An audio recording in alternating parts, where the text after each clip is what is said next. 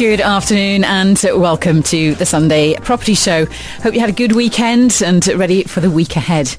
Well, of course, every week my two contributors join and let's introduce them straight away. It's always a pleasure to welcome Ludmila Yamalova, who is managing partner with Yamalova and Plewka, legal consultant. She's always back with more legislation updates, news from the legal world and ready to answer your legal questions. Ludmila, a very warm welcome to you. Good to see you. Good to see you as well. Welcome. Welcome back Thank to all you. of us. I know. And happy Sunday. It's been a long time. I keep forgetting I was away for a week.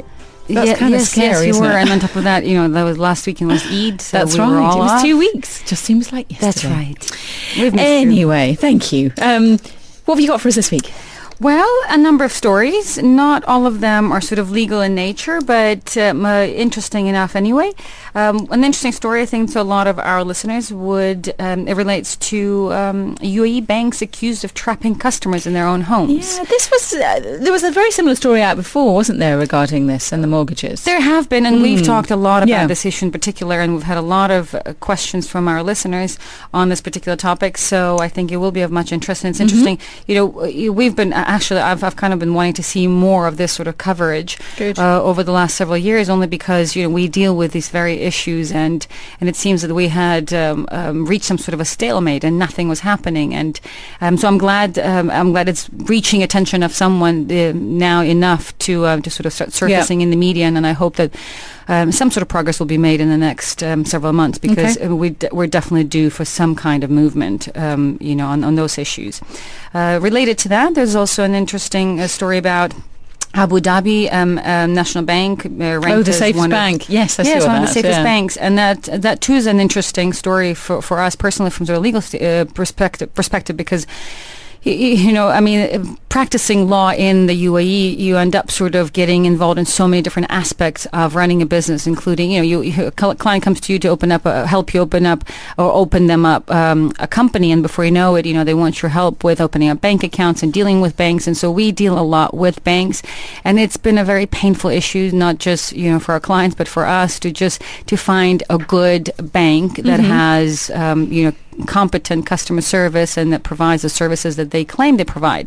And I'm sure Mike has a lot to add to that, but that's why it was interesting for us personally to see this article, and so we can shed a little more light from on what it's like on the ground, sort of from a first-hand experience, how banks conduct themselves and what sort of services they provide, and how that kind of tallies up with this story on Abu Dhabi being one of the best banks. Then there's also a story about a Dubai man urging review of Ford's check case, and that's another story we've covered a lot, or sort of a story we've covered a lot, and one that's of particular sort of sensitivity and relevance to a lot of our listeners. And then there's a whole series of interesting real estate stories, all of which kind of indicate some kind of movement and and improvement, for that matter, on the real estate front. One story is about Real Estate Appraisal Center that conducts a 42 billion dirham valuation. Then another story about this corporate draft code of corporate governance for developers that will, at least in theory, sort of encourage developers to exercise better care and also answer investors' queries. So if we get time, we'll walk through that story in more detail. Then there was another story about Dubai online registration and how tenants may have to pay landlords fees in order to register their rental contracts. Then parking barriers in Jumeirah Lakes Towers, and kind of just parking sort of developments all over Dubai have been a recent issue as well, because there are more and more parking issues that are coming up, and RTA is now introducing new parking issues, or new parking, payment schemes around Dubai. Then a number of sort of landmark stories about Dubai's landmark towers. One is about its Princess Tower, how that became sort of one of the tallest towers kind of by accident. Then there's another story about Tamir delivering 696 apartments in Dubai. And then a story about elite residents that may actually become world's third tallest residential tower. Loads to get through, actually. Loads to get through, yes. Let's do our best to get through as many of those stories as we can. But I think the sort of the banks and mortgages are sort of leading the headlines today. And as always, as I mentioned, Ludmila is happy to answer your legal questions. So why not text them in as well to 4001. Well, let's welcome also Mike Small of VSM Consulting. A very warm welcome to you, Mike. Good to see you. Thank you very much, Siobhan. Yeah, nice to see you as well. Mike has come armed with, it looks like, about a month load of FTs. Do you know what? It's only a week. Is it? It looks like a month because it's a big paper, but it's only a week. Are you carrying them around? And I've got scribbles on just about every page, and it's not useless scribbles. The idea is to try and find stories that relate to what we're thinking of, where we're going, what the world's doing. And I have to say, I have never seen a week worse, I mean it, worse than this week. Oh, if you look into the detail, if you just skit over the top, do your little bit of hype and hope, no problem. You can miss it.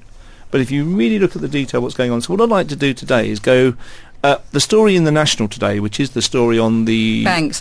Yes, has to be aired. It is just monumental for any market. In fact, there's a BBC one this week on the same thing happening in the UK. Mm-hmm. So it's not just the UAE. It's global again, and it's this word trust. Can you trust a bank anymore? I don't. So looking around, also, I want to go on to the macro also and say, okay, where are we in terms of the EU? Because obviously a lot of people now believe it's all sold. Rubbish. America, fiscal cliff coming up end of the year, real problem. China as well. Lots of rich people taking their money out of China, not more than the money that's being printed in China. So bit of a shortfall. So again, and the amount of stuff coming out of China, the amount of shipping coming out of China, well down. The amount of electricity used, down. So all these things sort of don't actually tie up with the official version of what people tell you is happening. Right, especially China's recent announcement of building the tallest building in the world. Yeah. Well, again, that ties in with something, I'm afraid, which is tradition, and it's logical. As I said last week, 2 weeks ago, it's very logical that developments like that will get built at the height of risk non-awareness, when people have no awareness of risk. And that's when they get built. So Taipei was built just before the Asian crisis. And unfortunately our Burj Khalifa here was built just before the global crisis. And this happens all the time. It just keeps repeating itself. Because, of course, you get into a mood, or the whole economy, or the world economy in some places, gets into a mood where nothing can go wrong. And, of course, that's the time when landmark projects get devised and built, which, unfortunately, then hit it just as it does go wrong. Because at the point where nothing can go wrong is always the point it does go wrong. And we learn that in life, don't we? I certainly do. Yeah, well, I mean, I suppose you could say something similar about the Burj Khalifa, but it certainly has... It's still a monumental landmark. Building. It's a beautiful incredible, building.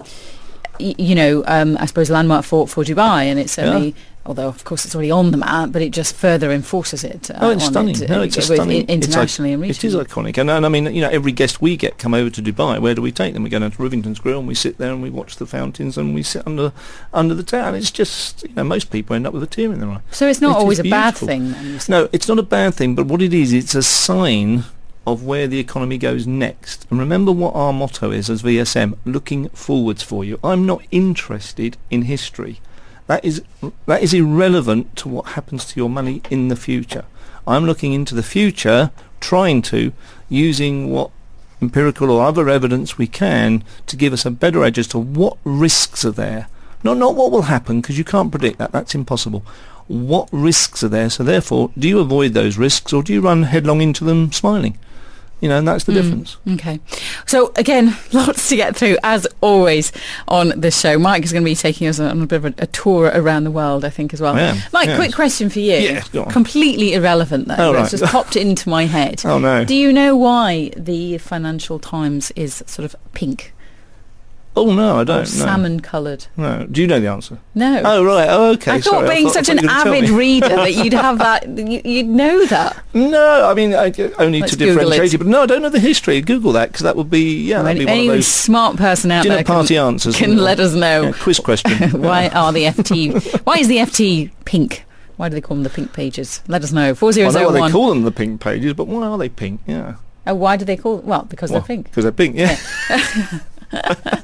They're not really pink though. It's kind of It's a sort of salmon colour. Yeah. Anyway, and a very warm welcome back to the Property Show once again. Well, I'll tell you, Mike, I found a little bit out about the FT and why it's well done. The Pinken, as it used to be called. Yeah. Apparently, in 1893, the Financial Times first began printing on salmon pink paper as a stroke of marketing genius to distinguish the FT from its major competitor, the Financial News. Isn't that amazing? And of course, it continued. Yeah, 120-year-old vision of a marketing differentiation. It's good. Well, it certainly does differentiate it. And it does, yeah, it's great. It's a great paper as well, fabulous paper. Yeah. It was founded in 1888. Mm. There you go. Anyway, back to the show and back to our legal news. Perhaps so we can start with you, Ludmila. What's your first story for today? It's back to the banks. And of course, I know Mike has wanted to jump in on this as well. Right. I think that would be the most relevant story. And that, once again, it's about UAE banks accused of trapping customers in their own homes.